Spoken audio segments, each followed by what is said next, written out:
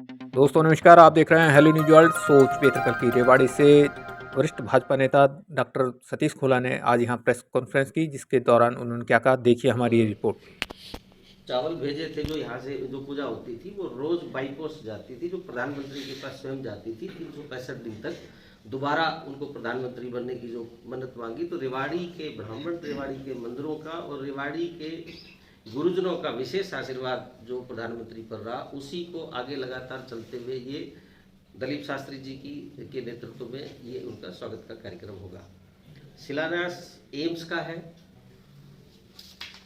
ये 5 जुलाई 2015 को मुख्यमंत्री जी ने बावल की रैली से एम्स की घोषणा की थी। मैं पार्टी का जिला अध्यक्ष था, मैं मंच का संचालन कर रहा था।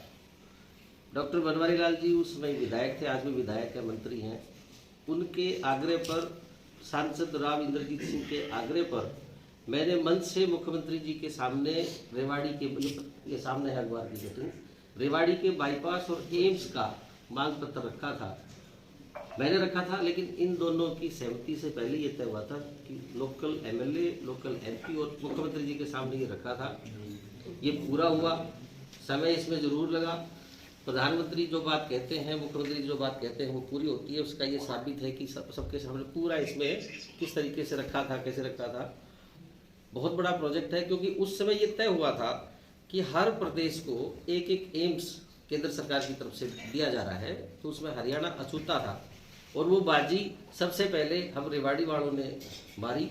हमने यहाँ मुख्यमंत्री जी के सामने उसकी डिमांड रखी थी और मुख्यमंत्री जी ने उस समय ही मुख्यमंत्री घोषणा के तहत इसको सरकार की शर्तों के आधार पर और किसानों के आपस ज्वाइंट वेंचर के आधार पर खरीद करके जीरो लिटिगेशन पर ये जमीन, क्योंकि ये एक्वायर नहीं की, ये खरीदी गई है, किसानों की सहमति से खरीदी गई है। ये हिंदुस्तान का पहला ऐसा प्रोजेक्ट है जो बिना किसी दबाव के, बिना किसी एक्विजिशन के खरीद करके ये प्रोजेक्ट पूरा किया जा रहा है। इसमें जो समय लगा उसका यही मतलब था कि खरीद का जो प्रोसेस था, किसानों के साथ जो जॉइंट वेंचर था, उसमें थोड़ा समय जरूर लगा, लेकिन ये परियोजना अब सिरे चढ़ गई है। प्रधानमंत्री जी आ रहे हैं, हम सब उनका स्वागत करेंगे। तो ये मुख्यमंत्री जी की तरफ से सभी किसानों का, रेवाड़ी की जनता का आभार है कि ऐसा प्रोजेक्ट सभी की सहमति से, आज तक पूरे हिंदुस्तान में कोई ऐसा प्रोजेक्ट नहीं हुआ जिसमें किसान, सिटीजन, नागरिक सभी का सहयोग है। पत्रकारों का भी विशेष सहयोग है, मीडिया कर्मियों का विशेष सहयोग है, सभी का सहयोग है।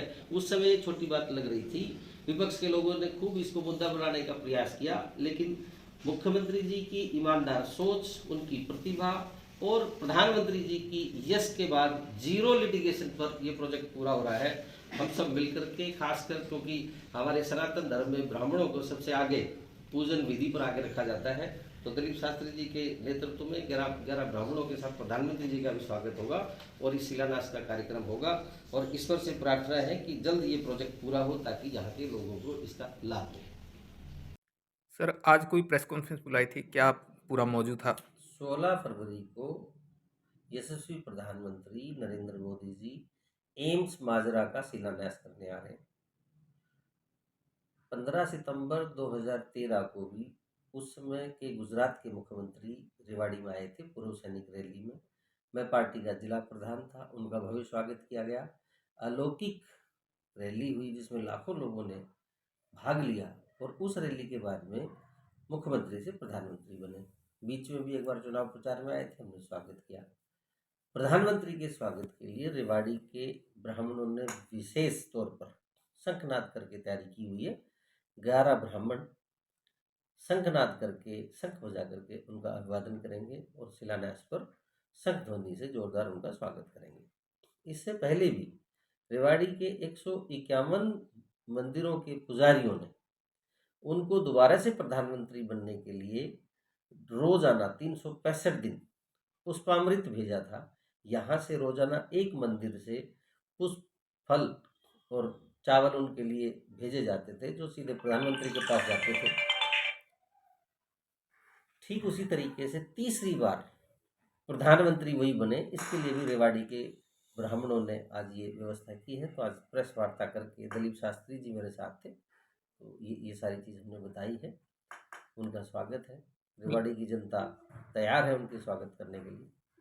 तो माजरा एम्स का जैसे शिलान्यास होने जा रहा है, तो क्या कहेंगे इतनी बड़ी सौगात मिलने के बाद? 5 जुलाई 2015 को बावल में मुख्यमंत्री जी आए थे। मैं पार्टी का जिला प्रधान था। राव इंद्रजीत सिंह जी और डॉक्टर बनवारी लाल जी ने मेरे माध्यम से, मंच के माध्यम से मुख्यमंत्री जी के सामने रेवाड़ी का बाईपास और रेवाड़ी के एम्स की मांग रखी थी। मैंने भी उसको पढ़ करके मुख्यमंत्री जी के सामने रखा था। मुख्यमंत्री जी ने उसको सीएम अनाउंसमेंट में दोनों योजनाओं को शामिल किया था। दोनों परियोजनाएं पूरी हैं। आज प्रधानमंत्री जी उसका 16 तारीख को शिलान्यास करेंगे। एक अच्छी बात है कि प्रधानमंत्री की सोच, क्योंकि उस समय ये व्यवस्था थी कि हर प्रांत में एक एम्स बनेगा। हरियाणा प्रांत अकेला ऐसा था जिसमें एम्स नहीं था। उसका फायदा उठा करके हमने ये मांग रखी थी, जिस मांग को प्रधान मुख्यमंत्री जी ने स्वीकार करते हुए प्रधानमंत्री तक भेजा और आज ये सौगात पूरी होने जा रही है। बहुत जल्दी इसका निर्माण होगा, हजारों लोगों को इसकी नौकरियां मिलेंगी और भी डेवलपमेंट के काम होंगे।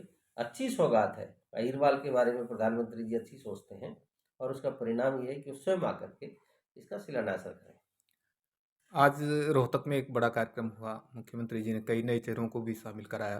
तो क्या मानते हैं, रेवाड़ी से भी 2 चेहरे शामिल हुए हैं? देखिए, राजनीतिक लोग जब भी ऐसा कहीं मन करता है कि उनको ठिकाने की तलाश होती है, तो अपना सुरक्षित जगह ढूंढते ही हैं। और अच्छी बात है कि अब ठिकाना भारतीय जनता पार्टी ढूंढ रहे हैं। भारतीय जनता पार्टी में हर कार्यकर्ता को मान सम्मान मिलता है। मैं भी किसी दूसरी पार्टी से आया, 10 साल में अनेकों पदों पर रहा, बड़ा मान सम्मान रहा। जो साथी आए हैं उनका स्वागत है, और जो किसी कारण से साथी रह गए हैं उनसे भी निवेदन है कि भारतीय जनता पार्टी उत्तम स्थान है, आप यहाँ आकर के अपना मान सम्मान लीजिए। कांग्रेसी विधायक चिरंजीव राव जो रेवाड़ी से विधायक हैं, उनके पिताजी कैप्टन अजय सिंह यादव जी भी अपनी ही पार्टी के बारे में चर्चा करते हैं कि मेरा कांग्रेस में दम घुट रहा है। जो इतने वर्षों से एमएलए रहे, मंत्री रहे, उनका बेटा आज विधायक है। ऐसे व्यक्ति का ही जब दम घुटता है तो आम कांग्रेस कार्यकर्ता कहाँ जाएगा। इसलिए कार्यकर्ताओं के सम्मान के लिए, नेताओं के सम्मान के लिए भारतीय जनता पार्टी सर्वोत्तम स्थान है।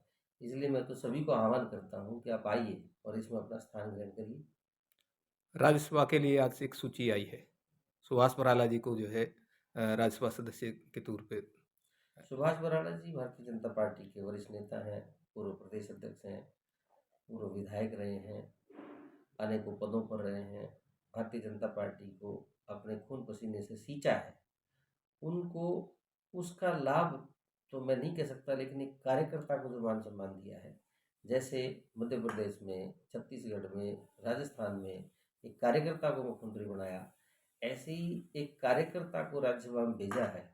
यही भारतीय जनता पार्टी की खूबी है, और इसी खूबी को देख करके आज लोग भारतीय जनता पार्टी की तरफ आ रहे हैं। लोकसभा चुनाव सामने है, तैयारियां शुरू हो गई हैं, सभी राजनीतिक दल अपने तरफ पे स्तर पे तैयारियां कर रहे हैं।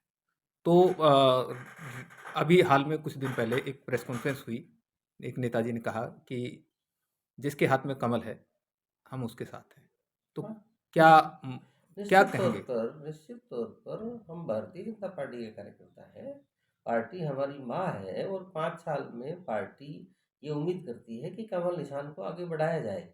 तो निश्चित तौर पर इकट्ठे होकर के आपसी कोई छोटा मोटा मनभेद मतभेद जो भी है उसको मिटा करके सबको मोदी जी के लिए काम करना है। और मोदी जी तीसरी बार प्रधानमंत्री बने तो दुनिया की नंबर 3 की जो आर्थिक शक्ति बनने का जो सपना मोदी जी ने देखा है वो जल्द पूरा होगा। और तब हो सकता है जब हमारे यहाँ से गुड़गांव लोकसभा से, रोहतक लोकसभा से, हरियाणा की दसों सीटें हम जिता करके मोदी जी की झोली में डालेंगे, तो निश्चित तौर पर हमारा देश ताकतवर होगा। तो लोकसभा चुनाव के बाद में जैसे विधानसभा चुनाव आने हैं, तो क्या मानते हैं तब तक ये जो एकता है, नेता जो एकता दिखा रहे हैं पार्टी संगठन को आगे बढ़ाने के लिए, तो जो पिछले विधानसभा चुनाव में भी जैसे कुछ बातें सामने आई, तो क्या कहेंगे तब तक कायम रहेगी ये एकता? देखिए, विसरिता ही विसार दे आगे की सुधले। पुरानी चीज़ें पुरानी गई। मैं समझता हूँ कि आने वाला समय भारतीय जनता पार्टी का है, मोदी जी का है, मनोहर जी का है।